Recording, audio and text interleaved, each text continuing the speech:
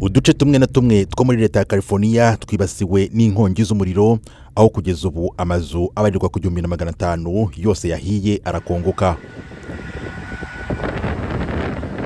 Ahazwi cyane nko muri Hollywood, ho mu mujyi munini wa Los Angeles n'indi mijyi mito iri mu nkengero zawo, iri mu hibasiwe n'umuriro ufite ubukana bwinshi, ibyahatiye abaturage bagera ku bihumbi 100 guta ingo zabo.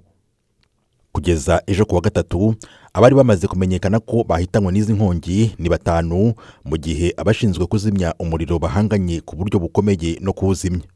Uretse aba bahaburiye ubuzima n'amazu yakongotse ku buryo atasanwa, n'imodoka zari zihagaze ku muhanda nazo zarafashwe zirakongoka.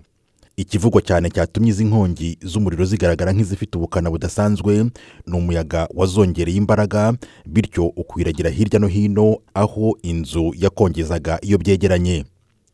Umuyobozi w'urwego rushinzwe kuzimya umuriro mu mujyi wa Los Angeles, Anthony Marrone, yavuze ko abakozi be barimo kugorwa n'umuvuduko uyu muriro ufite kubera umuyaga. Nubwo biruko, Marrone avuga ko barimo gukora ibishoboka byose ngo bacogoze uyu muriro, gusa yumvikanisha ko hari imbogamizi z'abakozi bake.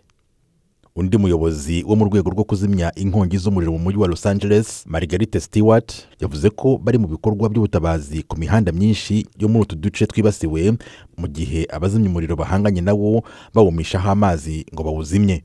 Stewart yasobanuye ko adashaka ko abantu babura uko bavaho bari, babakangurira kujya mu modoka zabo, yewe banasaba gufasha abadafite imodoka, bose bagahungira umuriro mu gice cy'umujyi cyo gitekanye.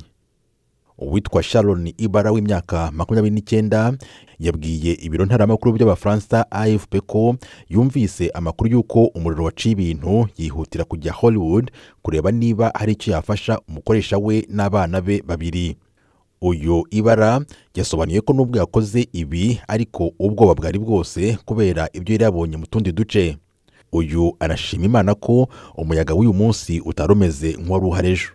Umuyaga watumye izi nkongi z'umuriro zongera ingufu, ufite umuvuduko wa kilometero 160 mu isaha.